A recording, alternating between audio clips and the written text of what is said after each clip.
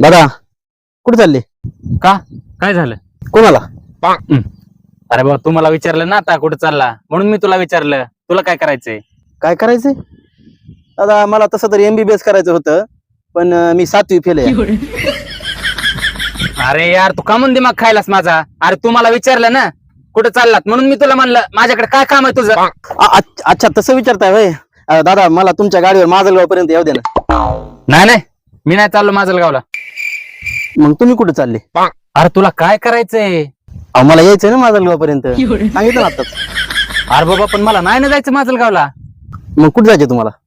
भाऊ तू जाय आता इथून, उगा माझा मार खाचीन. तुला म्हणलं ना मला नाही जायचं माजलगावला. अहो दादा राग नका ना करू, इथपर्यंत सोडा की मला माजलगाव पर्यंत. इथपर्यंत? अरे माजलगाव इथून 32 किलोमीटर आहे. काय गांजा फुकून आला काय?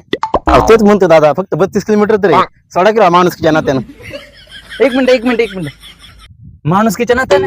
अरे जगात असा कोणचा माणूस असेल जे माणुसकीच्या नात्याने तुला 32 किलोमीटर सोडा येऊ शकतोय? कोण म्हणजे?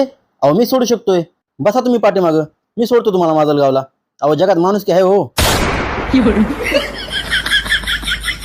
अरे बाबा, पण तू माझ्या मागं कामून लागलास? हा, तुला एखादं दुसरं वाहन बघणं जायला माजलगावला, माझ्याच गाडीच्या कामून मागं लागलास? कारण ही गाडी माझी आहे. तुमची गाडी ती तिथं.